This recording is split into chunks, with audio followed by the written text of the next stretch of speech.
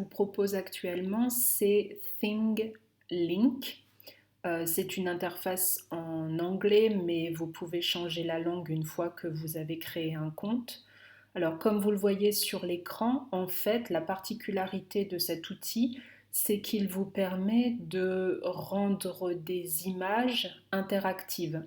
Donc, c'est la raison pour laquelle je vous disais que cette fiche numéro 4 ressemble dans son esprit à la fiche numéro 1 dans laquelle il s'agissait d'enrichir un texte d'hyperlien. Donc comme vous le voyez, vous avez en arrière-plan une image de colibri sur laquelle vous pouvez intégrer des documents complémentaires comme par exemple le son du colibri, le chant du colibri, une image de colibri ou alors une carte qui permet d'en voir la migration. Donc, si vous choisissez de créer un compte gratuit, vous pouvez, et le plus intéressant c'est évidemment de demander à vos élèves de le faire, comme je vous l'ai proposé dans l'activité, vous pouvez créer vous-même un ThingLink. Donc pour ce faire, vous cliquez sur Create et vous allez télécharger une image qui vous permet de traiter le sujet que vous vous donnez. Donc en l'occurrence, je vais demander à mes élèves, moi, de travailler sur des études transversales en lien avec certains aspects du recueil de Guillaume Apollinaire, Alcool. Donc je choisis euh, un travail ici qui porte sur la Loreley. Le poème, bien sûr, mais au-delà du poème, le mythe germanique qui se cache derrière. Donc, je choisis comme image d'arrière-plan cette image et à partir de là, je peux choisir. Alors, il faut évidemment que les élèves aient fait au préalable ce travail de recherche documentaire.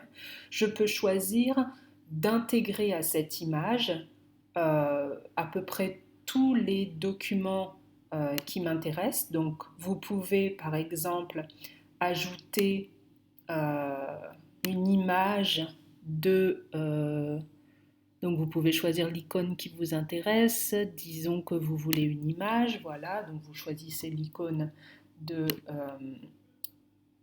d'Instagram et vous voulez en fait mettre en valeur que le rocher de la Loreley est un lieu qui existe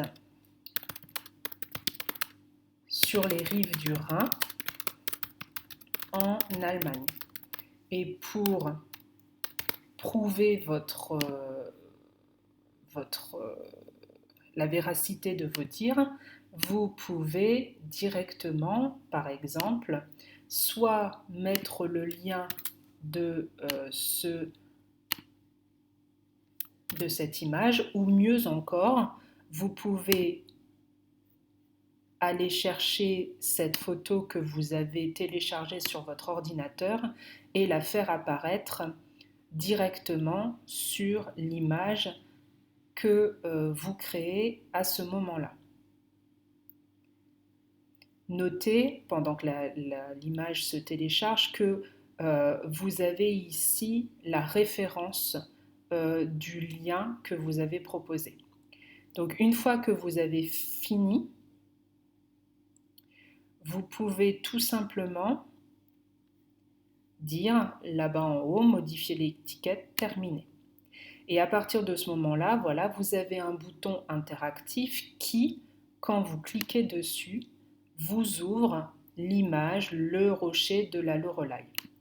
Donc, vous pouvez, puisque vous êtes encore dans le mode édition, déplacer ce bouton. Et l'idée, par exemple, ici, c'est de montrer que le rocher qui est représenté sur l'illustration est en fait un véritable rocher. Vous pouvez également, je vous donne un autre exemple, ajouter un média. Et par exemple, vous pouvez ajouter un enregistrement, pourquoi pas, un enregistrement d'une lecture de la Loreley,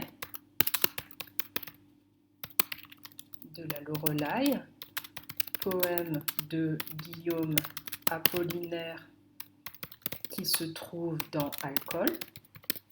Et donc pour ce faire, finalement, vous n'avez pas besoin d'ajouter une description ou d'ajouter un lien. En revanche, vous avez besoin éventuellement d'ajouter une image. Donc l'image qu'on peut choisir, c'est par exemple la première page de ce poème.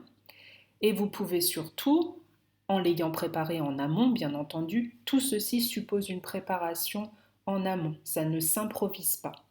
Vous pouvez télécharger l'audio que vous avez préparé, la Loreley, lecture d'Apollinaire, et à partir de là, vous allez télécharger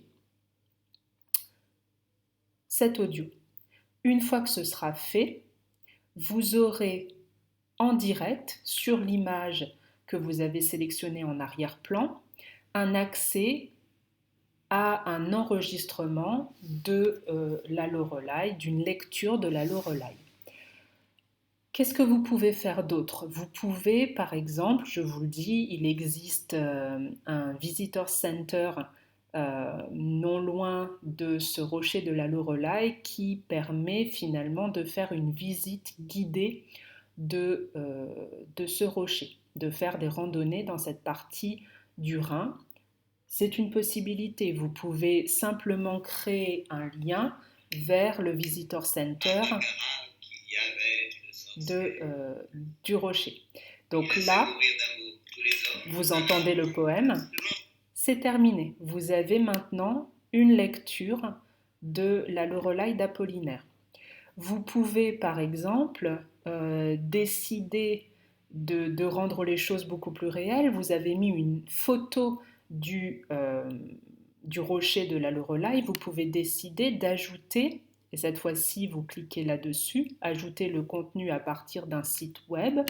Vous pouvez décider d'intégrer le code de la carte qui identifie le rocher de la Loreley.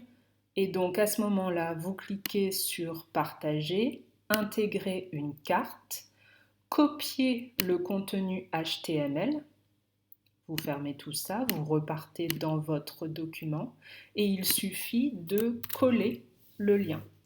Et à partir de ce moment-là, est-ce qu'on va avoir une carte? Pas exactement, mais on peut choisir par exemple cette icône.